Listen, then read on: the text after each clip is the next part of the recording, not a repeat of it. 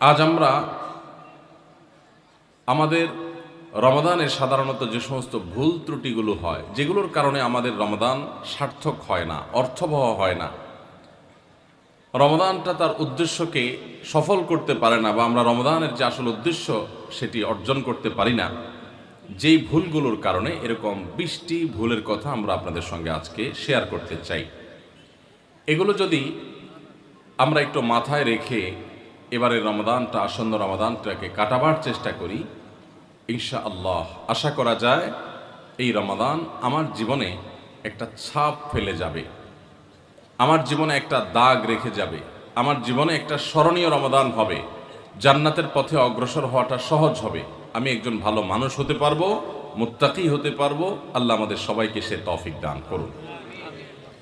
যে সমস্ত ভুলের কারণে, যে সমস্ত ত্রুটি বিচ্যুতির কারণে আমাদের রমাদানগুলো আমরা নষ্ট করে ফেলি, আমাদের আমলগুলো যথাযথভাবে করতে পারি না, রমাদানের আসল উদ্দেশ্য সাধন হয় না, তার মধ্যে থেকে সর্বপ্রথম যেটির উল্লেখ আমি করতে চাই সেটি হলো, রমাদানকে কেন্দ্র করে সর্বপ্রথম ভুলটি হলো, আমরা রমজান মাসের চাঁদ বেশিরভাগ মানুষ পশ্চিম আকাশে 29শে শাবানে তালাশ করার কথা, সেটা আমরা বেশিরভাগ লোক করি না। একটা সময় গ্রামে শহরে সব জায়গায় মানুষ চাঁদ তালাশ করত, যখন ফেসবুক ছিল না, যখন ইউটিউব ছিল না, বা সোশ্যাল মিডিয়ার এত ব্যবহার শুরু হয়নি, তখন গ্রামে শহরে সর্বত্র মানুষ চেষ্টা করত পশ্চিম আকাশে একটু চাঁদ তালাশ করার। রমাদানের চাঁদ আমরা তালাশ করব শাবানের শেষ দিনে, 29শে শাবান। এই চাঁদ তালাশ করাটা একটা ইবাদত, একটা নেক আমল। আমরা হেলায় এই নেক আমলটা হারাই ফেলি। আমরা এখন চাঁদ তালাশ করি, কিন্তু সেটা ফেসবুকে, আকাশে না। চাঁদ তালাশ হয় কোথায়? সবাই যখন ফেসবুকে তালাশ করে, তো চাঁদ দেখা কমিটি, হেলাল কমিটি, তারা যে ঘোষণা করবেন, তারা তো মানুষের দেয়া সংবাদের ভিত্তিতে ঘোষণা করবেন। এখন মানুষ যদি চাঁদ দেখা ছেড়ে দিয়ে সবাই ফেসবুক দিকে তাকায় থাকে, তাহলে তারা কার চাঁদ দেখার উপর ভিত্তি করে ঘোষণা দিবেন? এই জন্যই তো বেচারাদের দেখা যায় কোনো কোনো বছর 10টা, 11টা, 12টা বাজে চাঁদ দেখায়, কারণ আমরা তো চাঁদ দেখি না। আমরা নিউজ না দিলে তারা কোত্থেকে নিউজ দিবে?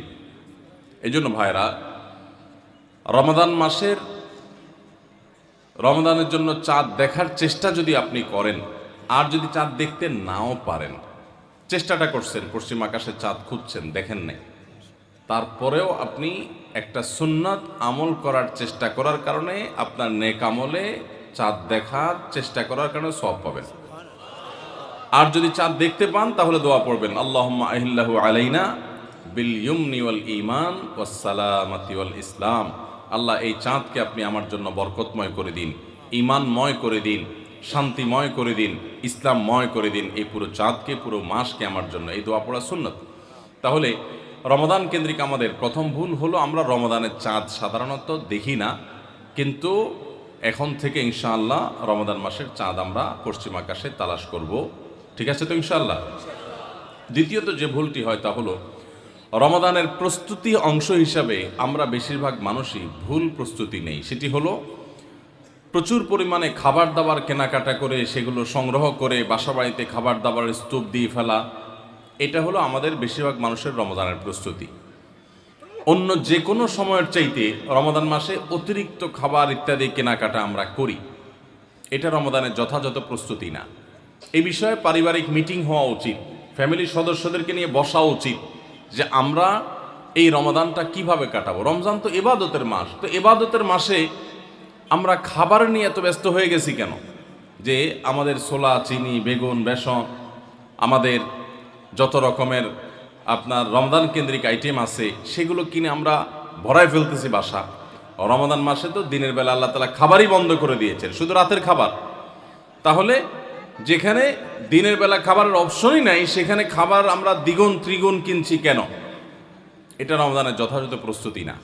রমজানের যথাযথ প্রস্তুতির অংশ হিসেবে আমরা আগে থেকে বরং খাবার কিভাবে কন্ট্রোল করা যায়, কিভাবে কমানো যায়, কিভাবে স্বাস্থ্য ভালো থাকে, কিভাবে পেটে আপনার বুটপাট ফুটপাট এগুলো কমানো যায়, সেরকম খাবার খাওয়ার জন্য পরিকল্পনা করা দরকার। যে অতিরিক্ত ভাজা পোড়া খেয়ে আমরা অসুস্থ হব না, পারিবারিক সিদ্ধান্ত নেওয়া দরকার যে আমরা এগুলা কমিয়ে আনবো, তাহলে ইবাদত বেশি করতে পারবো, ভালো করে করতে পারবো, দোয়া বেশি করে করতে পারবো।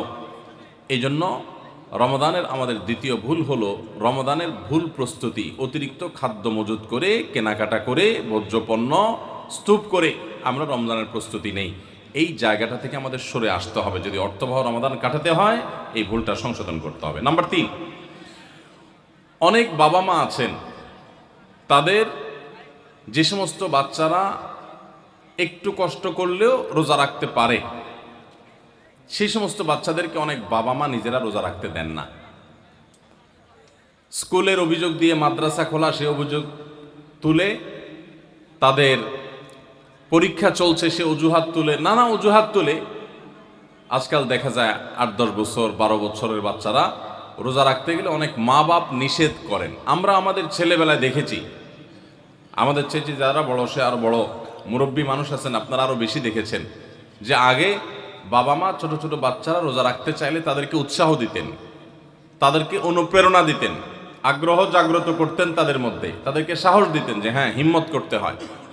এখন বেশিরভাগ বাবা মা তাদের সন্তানদেরকে রোজা রাখতে উৎসাহিত করে না, বরং বাচ্চারা রোজা রাখতে গেলে তারা বলে না, রাখার দরকার না, তুমি ভেঙে ফেলো। মনে রাখবেন, সাহাবা একরামের একটি কমন আমল ছিল, তারা রমজান মাসের রোজা তো বটেই, এমনকি আশুরার রোজা, এগুলো পর্যন্ত, নফল রোজা পর্যন্ত তারা তো রাখতেন, তাদের বাচ্চাদেরকে রাখাতেন এবং বিভিন্ন রকমের খেলনা ইত্যাদি দিয়ে বাচ্চাদেরকে ভোলানোর চেষ্টা করতেন। সেই সাহাবীরা যাদেরকে তাদের মা বাবারা শৈশবে, কৈশোরে রোজা রাখার ব্যাপারে উৎসাহ দিয়েছেন, প্রেরণা দিয়েছেন, শিক্ষা দিয়েছেন, সাহস জুগিয়েছেন, তারাই কিন্তু বিশ্বটা জয় করেছে। কারণ কষ্ট করা শিখেছে, কষ্ট সহিষ্ণু হয়েছেন, ধৈর্য ধারণ করা শিখেছেন। রোজা রাখা মানে সংযম, এই সংযম শিখেছেন। ক্ষুধা হবে, খাবারও সামনে থাকবে, কিন্তু খাওয়া যাবে না। এই যে সংবরণ, এই যে সংযম, এই যে ধৈর্য, এই যে সহনশীলতা, এটার চর্চা করা যখন মা বাপরা শিখিয়েছেন, সেই সাহাবীদের সন্তানরাই কিন্তু অর্ধ পৃথিবী জয় করে ছেড়েছেন। আর আজকে আমাদের সন্তানদেরকে আমরা রোজা রাখাই না কেন? আমাদের মায়া হয়, ছেলেটার মুখটা ফ্যাকাশে হয়ে যাবে, মেয়েটার মুখটা শুকায় যাবে, আমার কাছে ভালো লাগবে না। আমি সবসময় বলার চেষ্টা করি, দেখুন, আমাদের সন্তানদেরকে ভোগ শেখাবার প্রয়োজন নাই, ভোগ এটা শেখানোর দরকার হয় না। ভোগ করতে সবাই পারে, এটার জন্য যোগ্যতা লাগে না। ত্যাগ সবাই পারে না, ত্যাগটা শেখাইতে হয়। আপনার ছেলে মেয়েকে খাওয়া পড়ায় মোটা তাজা করবেন, এটার জন্য কোনো যোগ্যতার দরকার নাই। এটা গরু ছাগল পশু পাখি প্রাণী তারাও পারে, মানুষ তো পরের কথা। খাইতে কে না পারে? সবাই পারে। কিন্তু খাবার আছে, তবু আমি আল্লাহর নির্দেশে নিজেকে সংবরণ করব। একটা নির্দিষ্ট সময় সূর্য ডোবার আগ পর্যন্ত আমি খাবো না। এই যে ধৈর্য, এই যে সহনশীলতা, এই যে আত্মনিয়ন্ত্রণ, এই যে কন্ট্রোল, এই জিনিসটা আপনার বাচ্চার জীবনে অনেক গুরুত্বপূর্ণ একটা ব্যাপার। এটা তার জন্য অনেক বেশি জরুরি, তার কারণ তার সারা জীবন সামনে পড়ে আছে। তার জীবনে যা চাইবে সে সব কিছু পাবে না, বহু কিছু তার চাওয়ার সাথে পাওয়ার মিল থাকবে না। তার জীবনে অনেক সংগ্রাম করতে হবে, অনেক ইচ্ছা বিরুদ্ধ বিষয় তার সামনে এসে দাঁড়াবে। তখন সে সংযমী হতে পারবে, আত্মনিয়ন্ত্রণ করতে পারবে, ধৈর্য ধারণ করা শিখতে পারবে। আপনি যদি তাকে রোজা শিখান, আপনি তাকে যদি সওম শিখান, আপনি যদি তাকে বিরত থাকা শিখান, আপনি যদি তাকে সংযমের এই ইবাদত শিখান, আর যদি শুধুমাত্র ভোগ শিখান, বাচ্চা মুখ দিয়ে বাইর করলো আর আপনি অস্থির হয়ে গেছেন তাকে দেওয়ার জন্য, চোখ দিয়ে কোনো দিকে তাকাইলে তো সে কেনার জন্য আপনি পাগল পরা হয়ে গেছেন, এমনকি হালাল হারাম পর্যন্ত বাছ বিচার করছেন না। বাচ্চা যা চাচ্ছে তা দিচ্ছেন, যা চাচ্ছে না তাও দিচ্ছেন। এই যে ভোগবাদের ভিতরে নিজেও হাবুডুবু খাচ্ছেন, বাচ্চাকেও হাবুডুবু খাওয়াচ্ছেন, এর মাধ্যমে আপনার বাচ্চা কখনো যোগ্য মানুষ হবে না। আপনার বাচ্চা আর যা হোক, বিশ্বজয়ী সাহাবা একরামের সেই অনুসরণকারী বাচ্চা হতে পারবে না। তাদেরকে যদি আপনি সংগ্রাম শেখাতে চান, ভোর রাতে ঘুম থেকে জাগতে শেখান, ভোর রাতে উঠতে শিখান, আরামের ঘুম ছাড়া শিখান, আরামের কম্বল ত্যাগ করা শিখান। খাবার সামনে আছে, পানীয় সামনে আছে, ক্ষুধাও আছে, তৃষ্ণাও আছে, তারপরও সে খাবে না, এই সংযম শিখান। এরা দেখবেন পৃথিবীর নানা বাধার পাহাড় তারা ডিঙাতে শিখবে, নানা বাধার প্রাচীর তারা ডিঙাতে শিখবে, অতিক্রম করতে শিখবে। গোটা ইসলামটা আমাদেরকে কন্ট্রোল শিখায়। ভোগবাদী পৃথিবী আমাদেরকে শুধুমাত্র ভোগের উন্মাদনায় মাতাল হতে শিখায়, ইসলাম কন্ট্রোল করতে শিখায়। ভোগের উন্মাদনায় যখন মাতাল হয়ে যায় মানুষ, তখন তার দ্বারা পৃথিবীতে বড় কোনো কাজ করা সম্ভবপর হয় না। আজ গোটা পৃথিবীতে আমরা মুসলমানরা যেসব কারণে পিছিয়ে আছি তার মধ্যে থেকে একটা হলো এটা যে আমরা ভোগবাদের হাবুডুবু খাচ্ছি। আমরা ইসলামের যে নিয়ন্ত্রণ, আত্মনিয়ন্ত্রণ করার চর্চা এবং এর ট্রেনিং, এর প্রশিক্ষণ পাওয়ার কথা সেটা আমরা নিচ্ছি না। রমাদান উপলক্ষে আমাদের বড় ভুল হলো যে আমরা নিজেরাও সিয়াম কি বলে সেটা বুঝার চেষ্টা করি না। রোজা কিন্তু আমাদের সাথে কথা বলে। রোজা বলে, দেখো তুমি রোজা রেখে তুমি পান করছো না, তোমার তৃষ্ণা আছে, রুমে কেউ নাই, ফ্রিজে ঠান্ডা পানি আছে, চাইলেই খাইতে পারো কিন্তু তুমি খাচ্ছ না। তোমার ঘরে কেউ নেই, পেটে ক্ষুধা আছে, আবার হাতের কাছে খাবারও আছে, তারপর তুমি খাচ্ছ না কেন? আল্লাহ নিষেধ করেছেন সেজন্য। তো এখান থেকে শিক্ষা গ্রহণ করে তোমার সামগ্রিক জীবনে আল্লাহর সমস্ত নিষিদ্ধ বিষয় থেকে বেঁচে থাকার যে ট্রেনিং এবং চর্চা সেটা তুমি গ্রহণ করবা, এই কথাই রোজা আমাদেরকে প্রতিনিয়ত বলে। তো এই জন্য রমাদান কেন্দ্রিক আমাদের একটা বড় ভুল হলো এই রোজার বার্তাটা আমরা নিজেরাও গ্রহণ করতে পারি না। আমাদের শিশুরা বিশেষ করে যারা রোজা রাখার উপযোগী হয়, আমি 2 বছর 3 বছরের শিশুকে তো রোজা রাখার কথা বলি না, ইসলামও সে কথা বলে না, কিন্তু আপনার বাচ্চা যখন 8-10 বছর বয়স হয়ে যায়, যখন থেকে 7-8 বছর পার হয়ে যাওয়ার পর সে রোজা রাখতে শিখে, একদিন হয়তো সে জোহর পর্যন্ত রাখবে, এরপর ভেঙে ফেলবে, কোনো গুনাহ হবে না। আরেকদিন হয়তো সে আরেক ঘন্টা বেশি রাখবে, আরেকদিন হয়তো আসর পর্যন্ত রেখে ভাঙার মতো অবস্থা তৈরি হবে, প্রয়োজনে ভেঙে ফেলবে, এরপর আস্তে আস্তে সে রোজা রাখা শিখবে। এই বাচ্চা যে কষ্ট করা শিখে, যে ধৈর্য ধরা শিখে, যে ক্ষুধার কষ্ট এটা নিয়ন্ত্রণ এটা বুঝে, সেই বাচ্চা অনেক বড় কিছু করতে পারবে, তার দ্বারা ভালো কিছু হবে। তো আমাদের বাচ্চাদেরকে রোজা রাখতে চাইলে তাদেরকে আমরা আরো বেশি উৎসাহ দেব, অনুপ্রেরণা দেব, সাহস দেব, তাদেরকে ভুলানোর চেষ্টা করব। এরা ইনশাআল্লাহ খাঁটি মুসলমান হতে পারবে, যোগ্য মানুষ হতে পারবে। তাহলে রমজান কেন্দ্রিক আমাদের এই ভুলটা একটা বড় ভুল যে আমরা আমাদের সন্তানদেরকে দেখা যায় রোজা রাখার ব্যাপারে উৎসাহ দেই না, বরং অনেকে নিরুৎসাহ দেই।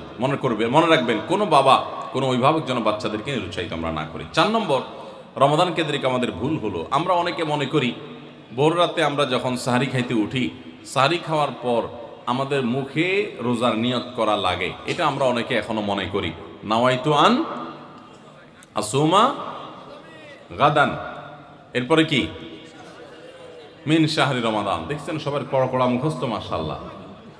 হ্যাঁ, মাসনুন দোয়ার কথা যদি জিজ্ঞাসা করি তাহলে অনেকেই বলতে পারবেন না, কিন্তু যে দোয়ার কোনো ভিত্তি কোরআন হাদিসে কোথাও নাই ওইটা সবার মুখস্থ, নকলটা সবার মুখস্থ, আসলটার খবর নাই। রমজান মাসে বা রমজানের বাইরে কোনো সময় রোজার নিয়ত মুখে উচ্চারণ করা, এই যে নাওয়াইতু আন আসুমা গাদান মিন শাহরি রমাদান, আরো কি কি আছে, এরকম কোন দোয়া পড়ার কথা কোরআন কিংবা হাদিসে কোনো নির্দেশ আমাদেরকে দেওয়া হয় নাই। আপনি সাহারি খাইতে উঠছেন কি জন্য? রোজা রাখার জন্য। রমজান রোজা রাখার উদ্দেশ্যে সাহারি খাইতে উঠছেন, বাস এটাই নিয়ত। নিয়ত মানে মনের উদ্দেশ্য, নিয়ত মানে কি মনের উদ্দেশ্য। অতএব সে উদ্দেশ্য আছে, তাতে নিয়ত হয়ে গেছে। মুখের নিয়ত করাটাকে যারা জরুরি বা আবশ্যক মনে করেন তারা অবশ্যই ভুলের মধ্যে আছেন, এবং এটাকে জরুরি আবশ্যক বানানোর কারণে বেদাত হতে পারে, বরং গুনাহ হতে পারে। রমাদান কেন্দ্রিক একটা ছোট ভুল বলা যেতে পারে যে এই মুখে নাওয়াইতু আন আসুমা দোয়া পড়াটাকে আমরা জরুরি মনে করি। অনেক ক্যালেন্ডার ইত্যাদি দেখবেন এরকম রমজানের ক্যালেন্ডার, ইফতার সাহারির ক্যালেন্ডার, ওখানে দেখবেন এরকম দোয়া দেওয়া আছে। এই দোয়ার কোনো ভিত্তি কোরআন অথবা হাদিসে নাই। নকল জিনিস বোঝার একটা সহজ পদ্ধতি বলি, এই যে দোয়া আছে নাওয়াইতু আন আসুমা গাদান, এই দোয়ার শেষে হাদিসের কিতাবের নাম, বইয়ের নাম, হাদিস নম্বর, কোনো রেফারেন্স দেখবেন না। বুঝতে পেরেছেন? এটা হলো মেড ইন জিনজিরা জিনিস আইটেম যেরকম দেখেন না ওই রকম। তো এই জন্য এটাকে একটা আমরা ছোট ভুল বলতে পারি রমাদান কেন্দ্রিক, যে আমরা মুখে নিয়ত করাকে অনেক আবশ্যক মনে করি। 5 নম্বর রমাদান কেন্দ্রিক আমাদের ভুল হলো আমরা বেশিরভাগ মানুষ, শতকরা হয়তো 90%-এরও বেশি মানুষ আমরা যারা রোজা রাখি, আমরা শুধুমাত্র পেটের রোজা করি। রোজাটা শুধু পেটের না ভাই, রোজাটা পুরো বডির, রোজাটা পুরো শরীরের, মাথা থেকে পা পর্যন্ত শরীরের প্রত্যেকটা অঙ্গের রোজা আছে। আমরা শুধু পান বা আহার থেকে, যৌনাচার থেকে বিরত থাকাটাকে রোজা মনে করি। আপনি চোখ দিয়ে মোবাইলে হারাম জিনিস দেখলেন, যেই মেয়েকে দেখা আপনার জন্য অ্যালাউড না, আপনি তার ছবি দেখলেন, ভিডিও দেখলেন, সেটা নাটকের নামে, সিনেমার নামে, কোনো ভিডিওতে, কোনো শর্ট ভিডিওতে, টিকটকে, কোনো জায়গায় আপনি দেখলেন, আপনি অনলাইনে অফলাইনে দেখলেন, তাহলে আপনার চোখের রোজা নষ্ট হলো। আপনার হাতের রোজা নষ্ট হবে যদি হাত দিয়ে কোনো গুনাহের কাজ করেন। পাও দিয়ে যদি কোনো অন্যায়ের পথে যান, পায়ের রোজা নষ্ট হবে। কান দিয়ে যদি আপনি মিউজিক শুনেন, আপনি গান শুনেন মিউজিক সহ, আপনি হারাম কিছু শুনেন, গীবত শিকায়াত শুনেন, তাহলে সেক্ষেত্রে কানের রোজা নষ্ট হবে। ঠিক একইভাবে আপনি মুখ দিয়ে খারাপ কোনো কথা বললেন, কটু কোনো কথা বললেন, গালিগালাজ করলেন, কারোর সাথে ঝগড়াঝাটি করলেন, তাহলে আপনার মুখের রোজা নষ্ট হবে। পুরো শরীরের প্রত্যেকটা অঙ্গ প্রত্যঙ্গের রোজা আছে। আমাদের রোজার দুইটা দিক, একটা হলো রোজার বডি, একটা হলো রোজার স্ট্রাকচার, আর একটা রোজার ফিনিশিং। স্ট্রাকচারটা দাঁড়াবে আপনি সবে সাদেক থেকে নিয়ে সাহারি থেকে নিয়ে ইফতারি পর্যন্ত আপনি কিছু পান করলেন না, আহার করলেন না, এবং যৌনাচার থেকে বিরত থাকলেন, বৈধ সেটা থেকেও বিরত থাকলেন, তাহলে আপনার রোজার স্ট্রাকচারটা দাঁড়িয়ে গেল। কিন্তু এই রোজা বা সিয়ামের ফিনিশিংটা হবে তখন যখন আপনার মাথা থেকে পাওয়া পর্যন্ত শরীরের প্রত্যেকটা অঙ্গ প্রত্যঙ্গের রোজা রাখবেন। শরীরের প্রত্যেকটা অঙ্গ প্রত্যঙ্গকে যখন আপনি গুনাহ থেকে বাঁচাবেন, তখন আপনার রোজাটা পূর্ণতা পাবে। নবী করিম সাল্লাল্লাহু আলাইহি সাল্লাম বলেছেন, বুখারীর হাদিস, মাল্লাম ইয়াদা কাওলা যুরি ওয়াল আমাল বি ওয়াল জাহল ফালাইসা লিল্লাহি হাজা আন ইয়াদা তাআমাহু ওয়া শারাবা।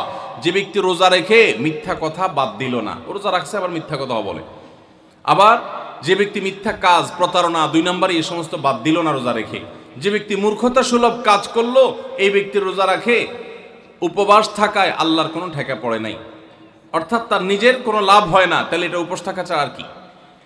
ঠিক একইভাবে নবী করিম সাল্লাল্লাহু আলাইহি সাল্লাম বলেছেন, কোনো ব্যক্তি রোজাদার অবস্থায় কেউ যদি তার সাথে বিবাদে লিপ্ত হতে আসে, ঝগড়া করতে আসে, সে বলবে ইন্নী সায়েম, তোমার কথার বহুত জবাব দেওয়ার ছিল, কিন্তু আমি রোজাদার আছি, সো আমি তোমার সাথে কথা বাড়াতে চাই না।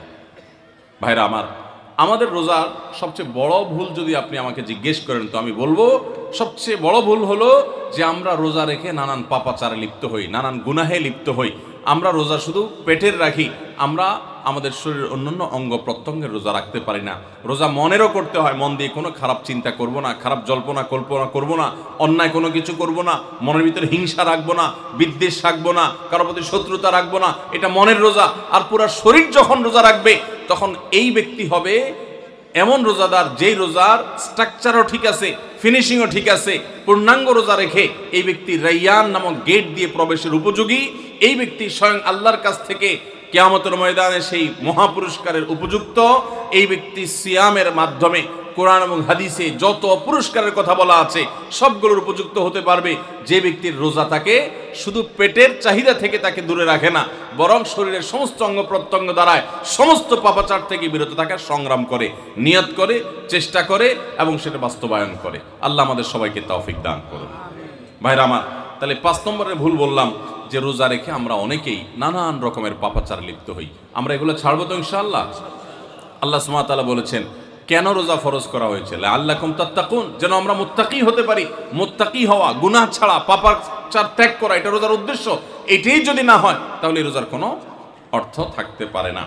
6 নম্বর, রমজান মাসে আমরা যে ভুল করি সেটা হলো অনেকে রোজা রেখে মেসওয়াক করতে চান না। রোজা রেখে মেসওয়াক করতে চান না। কোন ইমামগণ বলেছেন যে রোজা রেখে মেসওয়াক করা অনুত্তম, কিন্তু সেই মতটা সঠিক নয়। সঠিক এবং জমহুর বেশিরভাগ ইমামদের মত এবং বিশুদ্ধ মত হলো যে রমজান মাসে রোজা রেখে মেসওয়াক পারলে আরো বেশি বেশি করবেন। কারণ নবী করিম সাল্লাল্লাহু আলাইহি সাল্লাম থেকে তিরমিজি একটা হাদিস বর্ণিত হয়েছে, ইমাম তিরমিজি সেটাকে হাসান সহিহ বলেছেন, হাদিসে হাসান বলেছেন। সেই হাদিসটা হলো যে নবী করিম সাল্লাল্লাহু আলাইহি সাল্লাম রোজা রেখে এত বেশি পরিমাণ মেসওয়াক করতেন, সাহাবী বলেন যে গুণে শেষ করা যাবে না। এই জন্য রোজা রেখে মেসওয়াক করা যাবে। অনেকে মনে করে মেসওয়াক করলে মেসওয়াকের রস যদি ভিতরে চলে যায় কোনো অসুবিধা নেই, রোজা রেখে আরো বেশি মেসওয়াক করবেন। তাহলে রমজানের কেন্দ্রিক আমাদের যে ভুলগুলো হয় তার ভিতরে 6 নম্বর হলো মেসওয়াক করাটাকে অনেকে দোষের মনে করেন। এটা ভুল, এটা দোষের না, বরং মেসওয়াক আরো বেশি করে করতে হবে। 7 নম্বর হলো অনেকে রমজান মাসে সাহারির খাবার এমনভাবে খায়। এক সময় আমরা দেখেছি ছোটবেলায় যে অনেক মুরব্বীরা আছেন রাত 12টা-11টার দিকে উঠে সাহারি খেয়ে তারপর শুয়ে পড়েন। এটা যেমন একটা ভুল ছিল, সাহারি হলো শেষের দিকে খাওয়া উত্তম, ওনারা খাইতেন আগে। অতিরিক্ত সতর্ক যেটাকে বলে। এত আগে কেন খায়? যে শেষের দিকে খাইলে রোজা হয় না, না হয়, এই জন্য 12টার সময় 4-5 ঘন্টা আগে খেয়ে ধুয়ে দিলাম। এটা হলো বেশি সতর্ক হওয়া। বেশি সতর্ক হওয়া বুঝেন? এক লোক দোতলা শুয়ে আছে ফ্লোরে, তো একটু পর পর মাথা উপরের দিকে উঠে ফেলতেছে। কেউ জিজ্ঞাসা করলো, কি ব্যাপার, তুমি কি এমন কেন করতেছো? ফ্লোরে শুয়ে আসো চিত হয়ে, একটু পর মাথা উঠাও কেন? তো লোকটা বললো নিচে একজনে, নিচের ফ্লোরে একজনে সুই সুতা দিয়ে কাপড় সিলাইতেছে, তো এইভাবে সেলাই করে টান দেন উপর দিকে। তো বলে যে সতর্ক থাকতে তো দোষ নাই, যদি ফ্লোর ভেদ করে আমার মাথা লাগে, এই জন্য মাথা উঠে ফেলতেছে। তো এটা অতিরিক্ত সতর্কতা হলো না? সতর্কতা ভালো, কিন্তু অতি সতর্কতা ভালো না। সাহারি অনেকে রাত 12টা-1টার সময় খান, এটা হলো অতিরিক্ত সতর্কতা। এত বেশি ভালো না, এত অতিরিক্ত সতর্ক হওয়া বরং নিষেধ। হাদিসে নবী সাল্লাল্লাহু আলাইহি ওয়াসাল্লাম আমাদেরকে সাহারি শেষের দিকে খেতে বলেছেন। এখন আরেকটা ভুল হলো, অনেকে সাহারি এত শেষে খান যে মুয়াজ্জিনের সাথে ওনার কম্পিটিশন হয়। মুয়াজ্জিন মাইক ধরে, মাইকের সামনে দাঁড়ায় মুয়াজ্জিন ঘড়ির দিকে তাকাতে তাকে টিক টিক টিক টিক আগাইতেছে কাটা। মুয়াজ্জিন প্রস্তুতি নিচ্ছে যে আল্লাহু আকবার করে হাঁক দিবে, আর উনিও ওইদিকে প্লেট হাতে গ্লাস হাতে খাবার খাচ্ছেন, ধুমায়া খাচ্ছেন, এবং কম্পিটিশনে লিপ্ত হয়েছেন যে মুয়াজ্জিন আগে আল্লাহু আকবার বলেন না তিনি আগে গিলে শেষ করেন। এরকম কম্পিটিশন হয় কি হয় না? বেশিরভাগ লোক, বিশেষ করে আমাদের যে কোনো কাজে আমরা একেবারে শেষ মুহূর্ত পর্যন্ত না ঠেকালে ভালো লাগে না। এই যে একদম আজান হওয়ার আগ মুহূর্ত পর্যন্ত খেতে থাকা, অনেক সময় দেখা যায় যে ভিতরে যাইতে যাচ্ছে আজান পড়তেছে, এখনো আমার গলার নিচেও নামে না, এদিকে আল্লাহু আকবার শুরু করে দিছি, আল্লাহু আকবার শুরু করতেছে তখনও চাপাই দিছি, এবার ফালাই দিছি। দেরিতে সাহারি খাওয়া সুন্নাত, এর মানে এই না যে এত দেরি করবেন যে মুয়াজ্জিনের সাথে আপনি চোর পুলিশ খেলাবেন। এত দেরি করা এটা অবশ্যই সুন্নাহ নয়। নবী করিম সাল্লাল্লাহু আলাইহি ওয়াসাল্লাম সাহারি খেয়ে শেষ করার পর ফজরের নামাজ পড়তেন, মাঝখানে 50 আয়াত পড়ার মতো গ্যাপ থাকতো। 50 আয়াত, 50 আয়াতের গ্যাপ মানে হলো 5 থেকে 7 মিনিট এভারেজ, এরকম গ্যাপ তিনি দিতেন, তারপর তিনি নামাজ পড়তেন। তো এই জন্য ভাইরা আমার, আমরা বলতে পারি যে 7 নম্বরের ভুল হলো আমরা অনেকেই রমজান মাসে সাহারির খানা খেতে খেতে একেবারে আজান পর্যন্ত ঠেকাই দিই। এত দেরি করা আবার ঠিক না। 8 নম্বরের ভুল হলো অনেকে গোসল ফরজ হলে মনে করেন যে এই অবস্থা সাহারি খাওয়া যায় না। এটা ভুল ধারণা। আপনার রমজানে রাতের বেলা গোসল ফরজ হয়েছে, গোসল ফরজ হয়েছে, আপনি এখনো গোসল করতে পারেন না, এদিকে সাহারির খানার সময় চলে যাচ্ছে, তাহলে আপনি আগে সাহারির খানা খেয়ে নেন, সাহারি খেয়ে তাড়াতাড়ি গোসল করে তারপর ফজর নামাজ পড়তে যান, কোনো অসুবিধা নেই। এমনকি যদি আজান হয়ে যায়, আপনি গোসল এখনো করতে পারেন নাই, তাতেও সমস্যা নেই। আমরা অনেকে এটাকে সমস্যা মনে করি। সেই সাথে আরেকটা ভুল ধারণা হলো, অনেকে মনে করেন রমজান মাসে দিনের বেলায় স্বপ্নদোষ হলে বোধহয় রোজা ভেঙে যায়। স্বপ্নদোষ হওয়ার কারণে রোজা ভাঙে না। স্বপ্নদোষ হয়েছে, আপনি রোজা কন্টিনিউ করবেন, এই রোজা রাখতেও হবে না, কোনো অসুবিধা নেই, কারণ এটা আপনার ইচ্ছায় না। 9 নম্বর ভুল হলো, আমরা অনেকে যদি সাহারি খাইতে না পারি তাহলে আর ওই দিন রোজা রাখি না। অনেক লোক আছে বলে যে আজকে সাহারি খাইতে পারি না, এই জন্য রোজা রাখি না। তো সাহারি না খাইতে পারলে রোজা রাখবেন না কেন? সাহারি খাওয়াটা সুন্নত আর রোজা রাখাটা ফরজ। আপনার সুন্নত ছুটে গেছে, কোনো অসুবিধা নেই, সাহারি না খেলে রোজার কোনো অসুবিধা নাই। সাহারি খাওয়াটা উত্তম। নবী সাল্লাল্লাহু আলাইহি ওয়াসাল্লাম বলেছেন তাসাহহারু ফাইন্না ফিস সাহুরি বারাকা, তোমরা রাতের শেষ বেলার খানাটা, সাহারির খানাটা খাবা, এটাতে বরকত আছে, কল্যাণ আছে। দুপুরের খানায় বরকতের কোনো ঘোষণা নাই, অন্য কোনো খানায় বরকতের কোনো ঘোষণা নাই, কিন্তু সাহারির খানাতে বরকতের ঘোষণা আছে। এই জন্য আমরা সাহারির খানাটা মনে না চাইলেও অল্প স্বল্প কিছু হলেও মুখে দেওয়ার চেষ্টা করব, কারণ সেখানে বরকত আছে, কল্যাণ আছে। কিন্তু কোনো কারণে সাহারি মিস হয়ে গেছে, ঘুম থেকে উঠতে পারেন নাই, আজান হয়ে গেছে, তাহলে এই অজুহাতে রমজানের ফরজ রোজা না রাখার কোনো সুযোগ নাই।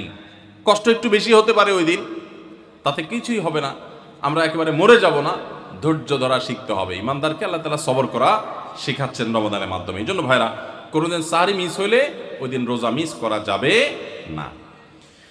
10 নম্বর যে ভুলটা আমাদের হয় সেটা হলো, সাহারিতে আমরা বেশিরভাগ মানুষ একটা সুন্নাত আমল করি না, সেটা হলো খেজুর খাওয়া।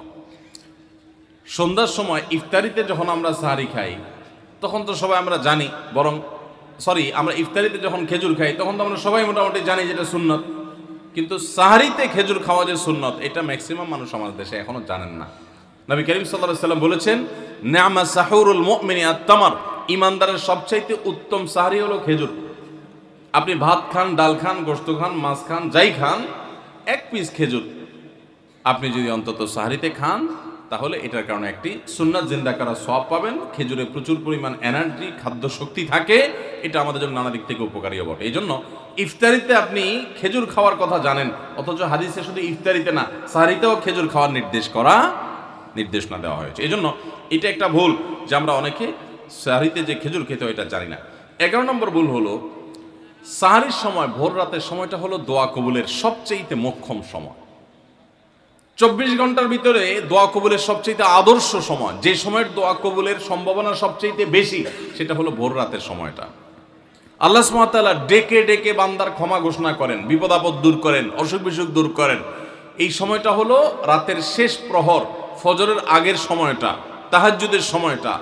11 মাস ধরে আমরা নানা ব্যস্ততার অজুহাতে আমাদের তাহাজ্জুদ পড়ার সুযোগ হয় না, ভোর রাতে ওঠার সুযোগ হয় না। ভাইরা আমার, রমাদানের মাস, আপনি তো সাহরি খাইতে প্রায় প্রতিদিনই উঠছেন। আপনার যেহেতু সাহরি খাওয়ার উদ্দেশ্যে উঠাই লাগে, তো আপনি কেন এই মাসে সাহরির সময় ভোর রাতের এই সময়টাতে যখন আল্লাহর সাধারণ ক্ষমা ঘোষণা করেন, ওই সময়টাতে আপনি কেন শুধুমাত্র খেয়ে পড়ে আপনি মসজিদে চলে যাবেন ফজরের জন্য? অবশ্যই আপনি সাহরি খেতে উঠলে 2-5 মিনিট সময় বের করে বিশেষভাবে আল্লাহর কাছে দোয়ায় মনোনিবেশ করবেন। আমাদের একটা বড় ভুল হলো, সাহরির এই সময়টাকে দোয়ায় আমরা মনোনিবেশ করি না। সম্ভব হলে 2 রাকাত নামাজ পড়েন, 4 রাকাত নামাজ পড়েন। সেটা যদি না পারেন, তো সাহরির খানার শেষে অথবা আগে আপনি আপনার রুমে গিয়ে লাইট বন্ধ করে নিরিবিলি জায়গায় একটু আল্লাহর কাছে হাত তুলে একটু চোখের পানি ফেলে চান, দোয়া করেন। দোয়ার এই সুযোগটা 11 মাস আপনি পান না, রমজান মাসে সাহরির উসিলায় পেয়েছেন, তো আপনি সেই সুযোগটা কেন হাতছাড়া করবেন? আমি বিনয়ের সাথে বলতে চাই, একজন মানুষের জন্য আমরা এই সুযোগটা হাতছাড়া না করি। আমি পারতপক্ষে কোনোদিন এই সুযোগটা হাতছাড়া করি না ভাইরা। যেদিন কিছুই করতে পারি না, ওইরকম দোয়া করার সময় হয়তো নাই, কোনো কারণে দেরি হয়ে গেছে উঠতে উঠতে, ওই দিন খাইতে খাইতে মনে মনে দোয়া করার চেষ্টা করি, প্লেটটা ধুইতে ধুইতে দোয়া করার চেষ্টা করি। কারণ মুয়াজ্জিন ফজরের আজান যখন দেন, ওয়াক্ত যখন হয়, তার আগ মুহূর্ত পর্যন্ত আল্লাহ তাআলা দুনিয়ার আসমানে এসে তারপরে বান্দাকে ডেকে ডেকে বলেন, আল্লাহ মিন মুবতালান, তোমাদের মধ্যে কেউ কি অসুস্থ আছো, ফাআফিয়াহু, আমি তাকে সুস্থতা দান করব। আল্লাহ মিন মুস্তাগফিরিন ফাগফির লাহ, তোমাদের মধ্যে কেউ কি আছো ক্ষমা প্রার্থনাকারী, আমি তাকে ক্ষমা করে দিব। এভাবে ডেকে ডেকে আল্লাহ তাআলা দিতে থাকেন। টোটাল 24 ঘন্টার মধ্যে যেই সময়টার দোয়া ফেরত দেয়া হয় না, যেই সময়টার দোয়া মিস হওয়ার সম্ভাবনা খুবই কম, আপনার দোয়ার বেসিক শর্তগুলো ঠিক থাকলে এই দোয়া কবুল হওয়ার সম্ভাবনা জোরালো, সেই সময়টা হলো ভোর রাতের সময়টা।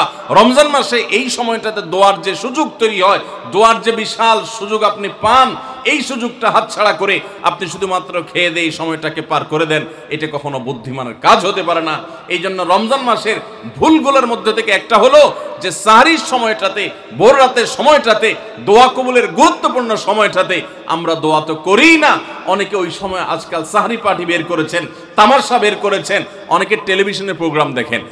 কোন চ্যানেলে সাহরির সময়ের কোন প্রোগ্রাম আমরাও মাঝে মধ্যে এগুলো আগে রেকর্ড করা থাকে। সাহরির সময় আমরা টেলিভিশনে প্রোগ্রাম করতে যাই না, আগে রেকর্ড করা থাকে, সেগুলো চলে। এগুলো হলো তাদের জন্য যারা টেলিভিশনে হারাম জিনিস দেখবে, ওই টাইমটাতে সে যেন হারাম জিনিস না দেখে ভালো কিছু দেখে। আপনাদেরকে আমরা বলবো, কখনো ওই ভোর রাতের ওই সময় ইসলামিক প্রোগ্রামও দেখতে যাবেন না। আপনি ওই সময়টাতে আল্লাহর সাথে কথা বলবেন, ওই টাইমটা ইবাদতের সময়, ওই টাইমটা দোয়া এবং রোনাজারির সময়। আমরা বেশিরভাগ মানুষ এই ভুলটা করি যে রমজানে আল্লাহর কাছে পাওয়ার এই বিশাল সুযোগ আমরা হাতছাড়া করে ফেলি। আমরা এখন থেকে সাহরিতে উঠলে দোয়া করব তো ইনশাআল্লাহ। আল্লাহ আমাদের সবাইকে তৌফিক দান করুন। তাহলে এটি ছিল 11 নম্বর ভুল। রমাদানকে আমাদের সার্থক করতে হলে এই ভুলটা দূর করতে হবে, সংশোধন করতে হবে। সাহরিতে দোয়া থেকে বিরত থাকা, এই ভুল করা যাবে না। 12 নম্বর ভুল হলো, অনেকে রোজা রেখে থুতু গিলাটাকে দোষণীয় মনে করেন যে রোজা রেখে বোধহয় থুতু গেলা যায় না, এই জন্য ঘন ঘন থুতু ফেলে দেখবেন অনেকে আছেন। বিশেষ করে নতুন নতুন যখন রোজা রাখে পোলাপান, তখন দেখবেন যে মিনিটে মিনিটে থুতু ফেলে। আছে না নাই? এই ঘন ঘন রোজা রাখে, আপনার থুতু ফেলে কেন? কারণ মনে করতেছে থুতু গিললে তার রোজা ভেঙে যাবে। ভাই, থুতু যদি আপনি না গিলেন আপনি বাঁচবেন? থুতু না গিললে কেউ বাঁচবে?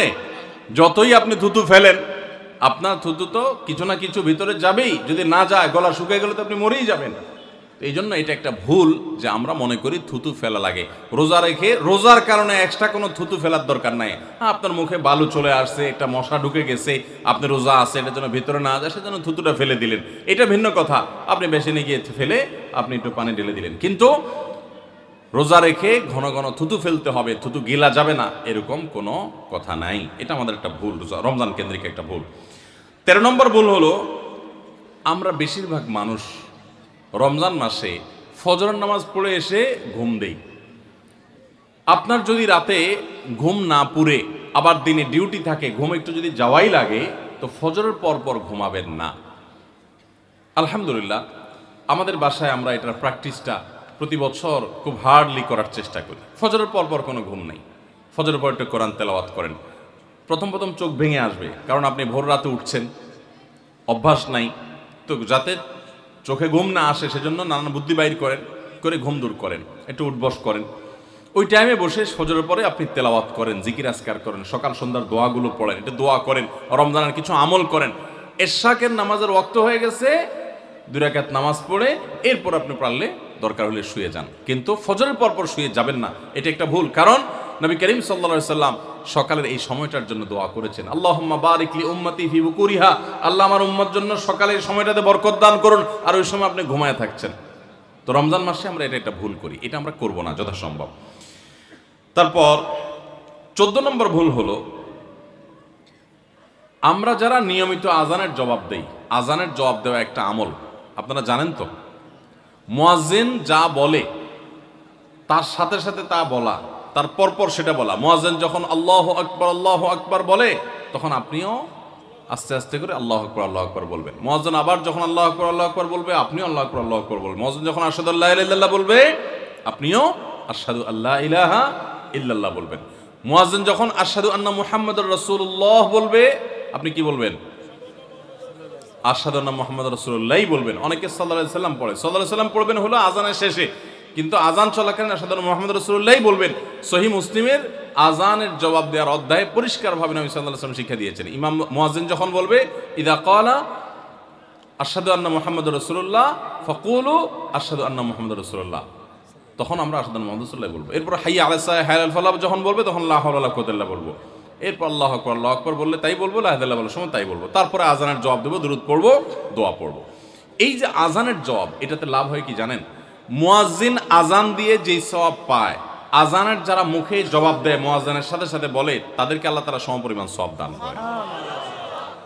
আর মুয়াজ্জিন কি পরিমাণ সওয়াব পায় সেটা কি জানেন? কোন মুয়াজ্জিন যদি আল্লাহকে খুশি করার জন্য আজান দেয়, দুনিয়ার উদ্দেশ্য তার কাছে না থাকে, বরং আল্লাহকে খুশি করাটাই তার উদ্দেশ্য থাকে, তাহলে এই মুয়াজ্জিনের ফজিলত হলো, ওই মুয়াজ্জিনের আজান শুনে যত মানুষ মসজিদে আসবে, ওই ওয়াক্ত নামাজে যত মানুষ শামিল হবে, সবাই যে পরিমাণ সওয়াব পাবে, যার যার অ্যাকাউন্টে যাবে, বোনাস হিসাবে সবার সমপরিমাণ সওয়াব মুয়াজ্জিনকে দেওয়া হবে। আর আপনি মুয়াজ্জিনি না করে শুধু আজানের জবাব দিলেও সেই মর্যাদা বোনাস হিসাবে আল্লাহ তাআলা আপনাকে দান করবেন। এই হাদিসের ফজিলত একবার আরো 10-12-13 বছর আগে কোন এক জায়গায় আমি বলেছিলাম, সৌদি আরবে থাকতে।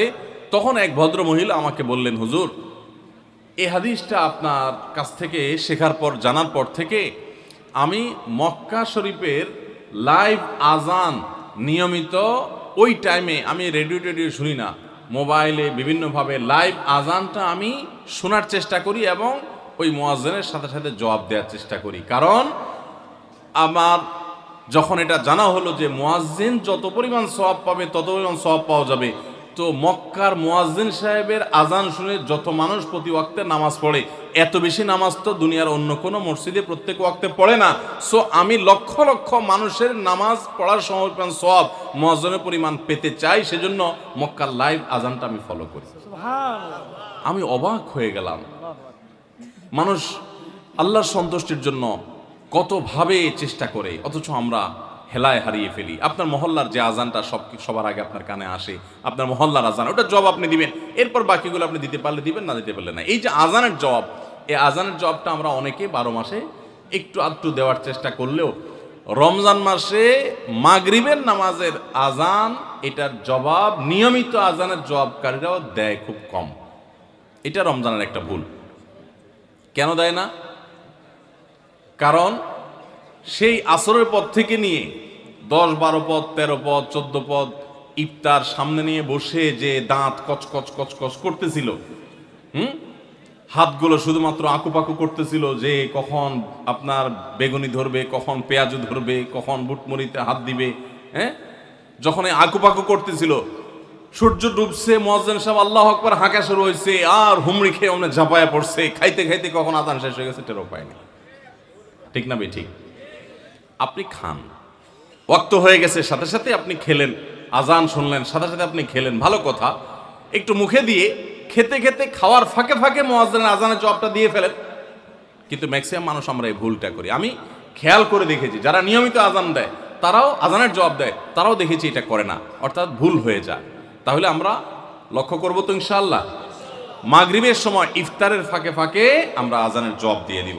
হাতে হাতে কাগজ দেওয়া আছে কিন্তু নোট করার জন্য। ও মাশাআল্লাহ, বক্তব্য নোট করার জন্য আপনাদের হাতে হাতে কাগজ দেওয়া আছে। হাত তুলতে বলেন স্যার, কাছে। আপনারা কাগজ পাইছেন সবাই? মাশাআল্লাহ। আমরা যেগুলো বলছি আপনারা এগুলো নোট করতে পারেন, তাহলে তো এখানে পুরস্কার দিয়ে জুত করা যাবে না। পুরস্কার দেওয়া হবে স্যার। পুরস্কার নিয়ে আসছি তো, এখন পুরস্কার যে দেব সবাই তো নোট করে রাখলে তাহলে তো সব নকল করা। ঠিক আছে, নকল থেকে পরীক্ষা হবে আজকে, যা আছে কপালে ইনশাআল্লাহ। ঠিক আছে, তাহলে ভাই আমরা 14 নম্বর ভুলের কথা জানলাম। রমজান কেন্দ্রিক আমাদের 14 নম্বর ভুল জানলাম যে আমরা ইফতার খেতে খেতে মাগরিবের আজানের জবাবটা ভুলে যাই। এটা ভুলা উচিত না। রমজান মাস তো আরো বেশি করে করবেন, অন্যান্য মাসে করেন, আপনি রমজানে ইফতার অজুহাত দিয়ে মাগরিবের আজানের জবাব দিচ্ছেন, এটা তো গ্রহণযোগ্য হতে পারে না। 15 নম্বর আমাদের ভুল হলো আমরা তুফান মিল গতিতে তারাবি পড়তে পছন্দ করি। ঠিক না ভাই? ঠিক। আমরা চেষ্টা করি আমাদের মোবাইল যদি 4G গতি থাকে, তারাবি যেন 5G হয়। সব কিছুতে স্পিড ভালো না, সব কিছুতে স্পিড ভালো না। আপনার নেটের ক্ষেত্রে স্পিড যত বেশি হবে তত ভালো, বুঝলাম। তারাবির ক্ষেত্রে ওই তারাবির কোয়ালিটি বেশি হবে যেই তারাবি ধীরে সুস্থে হবে, আস্তে আস্তে হবে, শান্তভাবে হবে, বেশি সময় নিয়ে হবে। আমরা এখনো এত অজ্ঞানতার মধ্যে আছি ধর্মের ব্যাপারে যে আমাদের অনেক এলাকার মুসল্লিদেরকে আমি দেখেছি, এখনো দেখা যায় কম্পিটিশনে লিপ্ত হয়। এক এলাকার মুসল্লি অন্য এলাকার মুসল্লিরা দেখলে বলে, দোস্ত তোদের তারাবির কি অবস্থা? বলে যে দোস্ত ভালোই, তো নতুন হাফেজ নিয়োগ পাইছে তোদের এখানে, তারাবি কতক্ষণ লাগে? বলে দোস্ত 1 ঘন্টা 5 মিনিট। তো এবার আগের দোস্ত বলে যে বলস কি, আমার তো 55 মিনিটে শেষ। মানে খুব প্রাউড ফিল করতেছে যে আমাদের হাফেজ এত টুকর হাফেজ যে 55 মিনিটে শেষ করে ফেলা।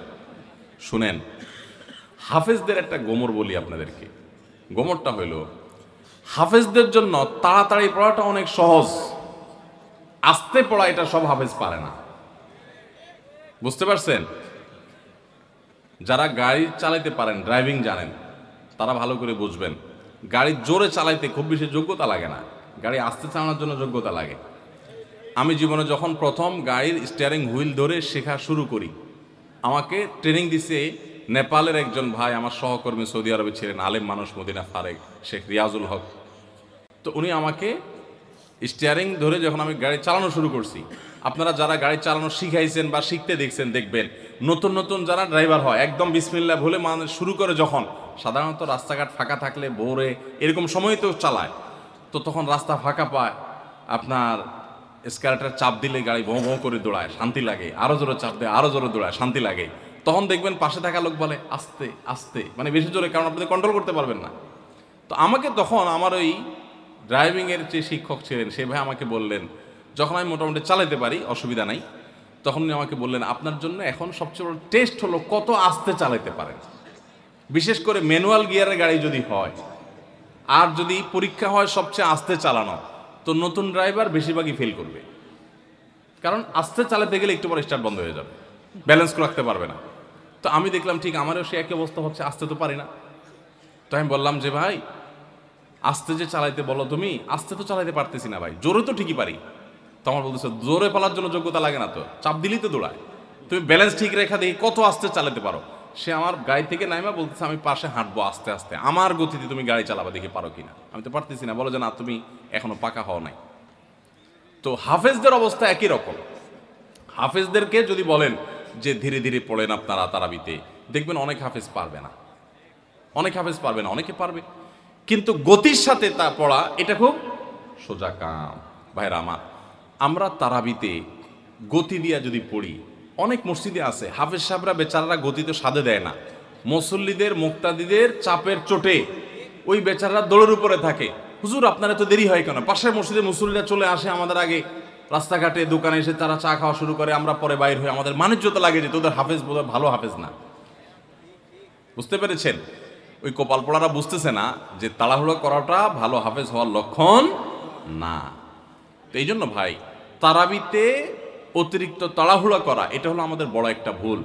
ঢাকার ধানমন্ডি তাকওয়া মসজিদে আমাদের মুফতি সাইফুল ইসলাম ভাই আজকের অতিথি, ওনার মসজিদে আমি একবার তারাবি পড়েছি। সুবহানাল্লাহ, এত ধীরস্থিরতার তারাবি আমি জীবনে কোথাও দেখিনি। এত ধীরস্থিরতার তারাবি কিয়ামুল লাইল শেষ দশকে যে করে, এত লম্বা সময় নিয়ে এত আস্তে আস্তে পড়েন। আলহামদুলিল্লাহ, মসজিদ ভর্তি মুসল্লি থাকে, পুরো ঢাকা থেকে মানুষ যায়। এরকম মসজিদ বাংলাদেশে আরও আছে, হাতে গোনা খুব কম। আমি অবশ্য তারাবিটা আমার বাসার নিচে আমার ছেলের ইমামতিতে সাধারণত পড়ি। তো যাই হোক, মসজিদে তারাবি এত ধীরস্থিরতার সাথে আমি ওখানে সবচেয়ে বেশি দেখেছি, আরও অন্যান্য জায়গায় থাকতে পারে। তো এই জন্য ভাইরা আমার, রমজানের ভুলগুলোর একটা হলো যে তারাবিতে তাড়াহুড়ো করি আমরা। তাড়াহুড়ো করবেন না। আপনার হাফেজ সাহেবকে যদি আপনি খুব গতিতে পড়তে বলেন, এক পারা যদি প্রথম কয়েকদিন তো 1.5 পারা পড়ে, এরপরে 1 পারা করে পড়ে শেষ পর্যন্ত। 1 পারা পড়তে এশার নামাজ সহজ যদি তার তাড়াহুড়ো করে পড়তে যদি 1 ঘন্টার সময় লাগে, তো ধীরস্থিরতার সাথে পড়লে 1 ঘন্টা, বড় জোর 10 মিনিট সময় লাগবে। 5 থেকে 10 মিনিটের পার্থক্য, এর বেশি না। 5-10 মিনিটের জন্য আপনার পুরো 1 ঘন্টা তারাবিটা আপনি বরবাদ হয়ে যেতে পারে। যদি অতিরিক্ত তাড়াহুড়া হয়, অস্পষ্ট থাকে, তাহলে তারাবি পড়ার কোনো মানেই থাকতে পারে না। এই জন্য তারাবিতে তাড়াহুড়ো করবেন না, ধীরস্থিরতার সাথে পড়বেন। এবং এই বছর বিশেষ করে আমরা ওই যে তারাবির সালাতে কোরআনের বার্তা বইটা লিখেছি, এটার উদ্দেশ্য হলো তারাবি যাতে আপনার কাছে বোঝা মনে না হয়, তাড়াতাড়ি শেষ করে দিতে আপনার মনে না চায়, আপনি আগে থেকে একটু বইটা দেখে যাবেন যে আজকের তারাবিতে কি কি আছে, কোন নবীর ঘটনা আছে। যখন ওই আয়াতগুলো তেলাওয়াত করা শুরু করবে, তখন আপনি রিলেট করতে পারবেন, আপনার কাছে ভালো লাগে কাজ করবে, তারাবিটা আপনার কাছে বোঝা মনে হবে না। তাহলে 15 নম্বর ভুল হলো তারাবিতে তাড়াহুড়ো করা। আরেকটা বিষয় আছে, সেটা হলো তারাবির 4 রাকাত পর পর দোয়া পড়া। কি দোয়া জানো? আমি 2-3 শব্দ পারি, সুবহানাজিল মুলকি ওয়াল মালাকুতি, এতটুকু পারি। এরপরে কি আপনারা জানেন ভালো, যেহেতু কোরআন হাদিসে কোথাও পাই নাই, এই জন্য আমি তো জানি না, শুধু পাবলিকের মুখোমুখি শুনছি ছোটবেলা থেকে, কিন্তু বই পুস্তকে কোথাও পাই নাই কোরআন হাদিসে। তো এই জন্য তারাবির 4 রাকাতের পর পর এরকম দোয়ার কোনো কথা কোরআন বা হাদিসে নাই। 4 রাকাত পর পর সময় দেওয়া হয় কেন জানেন? এটা রেস্টের টাইম, যে 4 রাকাত পড়ছেন একটু রেস্ট করেন। আপনি তখন শুরু করছেন সুবহানাল মুলক ওয়াল মালাকুতে, আরো রেস্ট আপনার নষ্ট হলো। তো এই জন্য তো আপনাকে সময় দেওয়া হয়নি। তো এই জন্য তারাবির এই ভুলগুলো আমাদের একটা ভুল রমজান কেন্দ্রিক। 16 নম্বর ভুল হলো মোবাইল, টেলিভিশন এবং এই জাতীয় ডিভাইসগুলোতে আমরা অনেকে গেমস ইত্যাদি খেলে সময় নষ্ট করি। কারণ দুপুরে খাবারের সময় কাজ নাই, অবসর থাকি, তো দেখা যায় মোবাইলে নষ্ট করে সময়। মহিলারা অনেক সময় রিমোট নিয়ে বসে টেলিভিশনের সামনে সময় নষ্ট করেন, অনেক সময় গেমস খেলে সময় নষ্ট করেন, অনেকে ঘুমায় থাকেন অতিরিক্ত। প্রবাস জীবনে অনেকে আছে ঘন্টায় ঘন্টা এভাবে সময় নষ্ট করেন, কারণ দুপুরে খাবার নাই, সকালের খাবার নাই, সময়গুলো কাজে লাগানোর সুযোগ না পান না। তো এটা বড় ভুল। আপনার রমজানের এই সময়গুলো অনেক দামি, এই সময়গুলো এভাবে নষ্ট করাটা আপনার রমজানকে নষ্ট করার শামিল। এটা হলো 16 নম্বর ভুল। 17 নম্বর ভুল হলো ইফতারের সময় দোয়া করতে হয়, এটা আমরা জানি সবাই। ইফতার খেতে দোয়া আছে সেটাও জানি, বিসমিল্লাহ বলে ইফতার খেলাম, ইফতার খাওয়ার পর দোয়া পড়বো আমরা, জাহাবাজ জামা ও আফতারাতিল উরুক ওয়া সাবাতাল আজরু ইনশাআল্লাহ, অথবা আল্লাহুম্মা লাকা সুমতু আলা রিজকিকা আফতারতু। আমরা দোয়া এটা জানি সবাই। কিন্তু কেউ যদি আপনাকে ইফতারের দাওয়াত দেয়, ইফতার করায়, তখন তার জন্য একটা দোয়া আছে, ওইটা আমরা ম্যাক্সিমাম মানুষ জানি না। বলবো সেটা, সেই দোয়াটা হলো নবী করিম সাল্লাল্লাহু আলাইহি সাল্লাম তাকে কেউ ইফতার করালে তিনি তার জন্য দোয়া করতেন, আকালা তুআমাকুমুল আবরার ওয়াসাল্লাত আলাইকুমুল মালাইকা ওয়া আফতার ইনদাকুমুস সাইমুন। তোমাদের খাবার যেন নেককাররা খায়, হ্যাঁ, এবং তোমাদের উপর ফেরেশতারা যেন তোমাদের জন্য দোয়া করে, আর তোমাদের খাবার যেন রোজাদাররা খায়, ইফতার করে। কেউ ইফতার করে তার জন্য এই দোয়া করা সুন্নাত, এটা আমরা অনেকে জানি না। তো এই দোয়া না করা, এটা আমার মনে হয় আমাদের সমাজের ম্যাক্সিমাম মানুষের মধ্যে আছে যে আমরা দোয়া করি না। ইফতার কেউ খাওয়াইলে খেয়ে চলে আসি, বড় জোর অন্য দোয়া পড়ি, কিন্তু এই দোয়া পড়া সুন্নাত, এটা আমরা জানি না। তাহলে এটা একটা ভুল আমাদের রমজান কেন্দ্রিক। 18 নম্বর ভুল হলো এতেকাফ না করা এবং পরিবারকে শেষ 10 দিনে ঘুম থেকে জাগিয়ে না তোলা। রমজানের শেষ 10 দিন এতেকাফ করা হলো রমজানের সবচাইতে তৃপ্তিদায়ক ইবাদত। যেই ইবাদতের তৃপ্তি আপনি নগদে পাবেন সেটা হলো রমজানের শেষ দশকের ইতিকাফ। দুঃখজনক বিষয় হলো ম্যাক্সিমাম মানুষ আমাদের দেশে মসজিদগুলোতে দেখা যায় ইতিকাফের লোক পাওয়া যায় না, টাকা দিয়ে লোক ভাড়া করে ইতিকাফে রাখা লাগে। একটা দুঃখজনক ব্যাপার। তো রমজানের একটা গুরুত্বপূর্ণ আমল হলো এই ইতিকাফ, এটা আমরা করি না। চেষ্টা করবো তো ইনশাআল্লাহ। একবার যদি আপনি ইতিকাফ করেন, ইতিকাফের মজা যদি একবার পেয়ে যান, বিশেষ করে কয়েকজন ইবাদত গুজার মানুষ সাথে থাকেন, একটা পরিবেশ পান, আপনাকে জীবনে ইতিকাফ থেকে কেউ আর ঠেকাতে পারবে না, দূরে রাখতে পারবে না। ইতিকাফ আপনি করেই ছাড়বেন, এত মজার ইবাদত। এবং সেই সাথে রমজানের শেষ দশকে নবী সাল্লাল্লাহু আলাইহি সাল্লাম পরিবারের লোকদেরকে ঘুম থেকে ডেকে তুলতেন। আমরা এটা করি না। পরিবারের লোকদেরকে সহ পুরো পরিবার মিলে একসাথে ইবাদত বন্দী করা শেষ দশকে, এটা গুরুত্বপূর্ণ একটা ইবাদত। তাহলে 18 নম্বর ভুল হলো ইতিকাফ না করা, পরিবারকে শেষ দশকে না জাগানো। 19 নম্বর ভুল হলো শেষ 10 দিন আসলে আমরা কেনাকাটা, শপিং, যারা শহরে আছে তারা গ্রামের বাড়িতে যায় ঈদ করা, এগুলোর পেছনে আমরা ব্যস্ত হয়ে যাই। শেষ 10 দিন হলো ইবাদতের সবচেয়ে গুরুত্বপূর্ণ সময়। রমজানের আসল টাইম হলো শেষ 10 দিন, সবে কদর ওর মধ্যেই আছে, অথচ আমরা সেই সময়টাতে সবচেয়ে বেশি অবহেলা কাটাই। এটা রমজানের একটা বড় ভুল। আর 20 নম্বর এবং সর্বশেষ যেটা বলতে চাই সেটা হলো যে অনেকে আমরা ফিতরাটা সময় মতো দেই না। ফিতরাটা হলো চাঁদ উঠছে তখন থেকে নিয়ে ঈদ উল ফিতরের নামাজের আগ পর্যন্ত এই সময়ের মধ্যে দিয়ে দিবেন। এত অল্প সময়ের মধ্যে রাতের মধ্যে গরিব যদি খুঁজে না পান তাহলে 1 দিন 2 দিন আগে থেকেও দিতে পারবেন, কিন্তু কোনো অবস্থাতে ঈদের নামাজের পরে ফিতরা দিলে সেটা ফিতরা আদায় হবে না। তাহলে ভাইরা আমার, এই 20টা ভুল যদি আমরা সংশোধন করতে পারি, এগুলোর প্রতি যদি আমরা খেয়াল রাখতে পারি, তাহলে আশা করা যায় আমাদের রমজানটা বড় সুন্দর হবে, অর্থবহ হবে।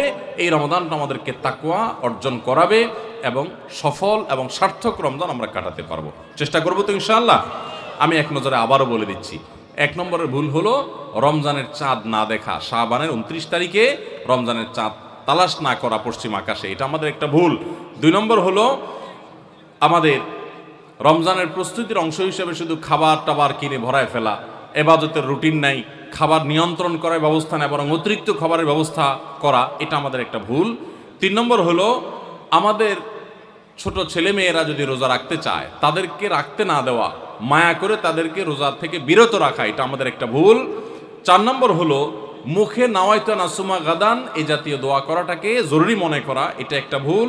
5 নম্বর আমাদের ভুল হলো রমজানের যে আমাদের অনেকে পেটের রোজা রাখি, চোখে মুখে কানে অন্য অন্য অঙ্গ প্রত্যঙ্গ দিয়ে নানা গুনাহ করি ফেসবুকে ইত্যাদিতে, এর মাধ্যমে আমাদের রোজা অর্থবহ হয় না, এটা আরেকটা ভুল। 6 নম্বর হলো আমরা অনেকে মেসওয়াক করাটাকে দোষণীয় মনে করি, অথচ রোজা রেখে মেসওয়াক করা যায়। 7 নম্বরে ভুল হলো আমরা অনেকে সাহারি খেতে খেতে একেবারে আজান পর্যন্ত ঠেকাই দেই, অথচ এটা ভুল। আজান পর্যন্ত ঠেকাইতে হয় না, একটু আগে শেষ করতে হয়। এবং আজান দিচ্ছে তখনও আপনি খাবেন, এটা তো রোজাই হবে না আপনার যদি ওয়াক্ত হয়ে যায়। আর 8 নম্বরের ভুল হলো আমরা অনেকে গোসল ফরজ হলে মনে করি সাহারি খাওয়া যায় না, অথচ গোসল ফরজ অবস্থায় সাহারি খাওয়া যায়।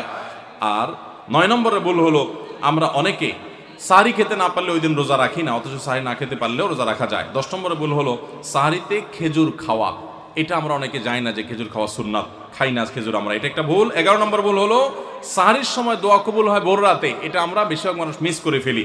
12 নম্বর ভুল হলো আমরা অনেকে মনে করি মুখের থুতু এটা গিলা যায় না রোজা অবস্থায়, জন্য ঘন ঘন থুতু ফেলি, এটা আরেকটা ভুল। 13 নম্বর ভুল হলো যে আমরা অনেকে ফজর নামাজের পরপরই রমজান মাসে শুয়ে পড়ি, একটু কমপক্ষে এশাক পর্যন্ত জেগে ইবাদতবন্দি করে তারপর ঘুমানো উচিত। আর 14 নম্বরে ভুল হলো মাগরিবের সময়, ইফতারের সময় যখন মুয়াজ্জিন আজান দেয়, অন্যান্য দিন আজানের জবাব দিল, রমজানে মাগরিবের সময় আমরা অনেকে আজানের জবাব মিস করে ফেলি, এটা একটা ভুল। ইফতারের ফাঁকে ফাঁকে আজানের জবাব দেওয়া উচিত। আর 15 নম্বর ভুল হলো তারাবিতে আমরা অনেকে তাড়াহুড়ো করা পছন্দ করি, অথচ সেটা তারাবির মানকে নষ্ট করে দেয়। 16 নম্বর ভুল হলো মোবাইলে, টেলিভিশনে, বিভিন্ন প্রোগ্রামে, গেমস ইত্যাদিতে আমরা রোজা থেকে যেহেতু খাবার দাবার নাই সকালে দুপুরে, এই টাইমটাতে আমরা সময় নষ্ট করি, এটা আরেকটা ভুল। আর 17 নম্বর হলো যে ব্যক্তি ইফতার করায় তার জন্য একটা দোয়া পড়তে হয়, আকাল্লা তাআমুকুল আবরার ওয়াসাল্লাত আলাইকুল মালাইকা ওয়াফতার ইনদাকুমুস সাইমুন, আমরা অনেকে কেউ ইফতার করলে তাকে দোয়া করাতে যাই না, এটা আরেকটা ভুল। আর 18 নম্বর হলো রমজানের শেষ 10 দিনে নবী সাল্লাল্লাহু আলাইহি সাল্লাম জীবনে কখনো ইতিকাফ ছাড়েন নাই।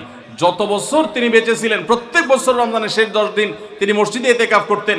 আমরা যে আমল নবী সাল্লাল্লাহু আলাইহি সাল্লাম জীবনে 1 বছরও ছাড়েন নাই, সে আমল বেশিরভাগ মানুষ জীবনে 1 বছরও করি নাই। রমজানের আসল মজাই হলো ইতিকাফ, এটা আমরা বেশিরভাগ করি না, এটা একটা ভুল। এবং পরিবারের লোকদেরকে শেষ 10 দিন জাগায় তোলা ইবাদত বন্দিগির জন্য, সেটা আমরা করি না। 19 নম্বর ভুল হলো শেষ 10 দিন হলো ইবাদতের 10 দিন। নবী সাল্লাল্লাহু আলাইহি সাল্লাম ইয়াজতাহিদু ফিহি মা লা ইয়াজতাহিদু ফি গায়রি, এই 10 দিন ইবাদতের জন্য যত চেষ্টা করতেন এত চেষ্টা কখনো করতেন না। আর এই 10 দিন আমরা বেশিরভাগ মানুষ কেনাকাটা, শপিং ইত্যাদিতে ঘোরাফেরাতে নষ্ট করি, এটা সবচেয়ে বড় ভুলগুলোর একটা। আর 20 নম্বর হলো ফিতরা আমরা সময় মতো আদায় করি না। অনেকে ঈদের নামাজের পরে ফিতরা দেন, সেটা ফিতরা আদায় হবে না, সাধারণ দান হয়ে যাবে। এটা হলো 20 নম্বর এবং সর্বশেষ ভুল। আল্লাহ সুবহানাহু ওয়া তাআলা সমস্ত ভুল, বিচ্যুতি, ত্রুটি এই সবগুলা থেকে বেঁচে থেকে একটা অর্থবহ সার্থক রমাদান কাটাবার তৌফিক আমাদেরকে দান করুন। সবার চেষ্টা করবো তো ইনশাআল্লাহ। জাযাকুমুল্লাহু খায়রা ওয়া আখিরু দাওয়ানা আলহামদুলিল্লাহি রাব্বিল আলামিন। সুবহানাল্লাহ, অনেক টাইম হয়ে গেছে। প্রশ্ন তো আছে। প্রশ্নোত্তরে কি যাবো আমরা ভাই?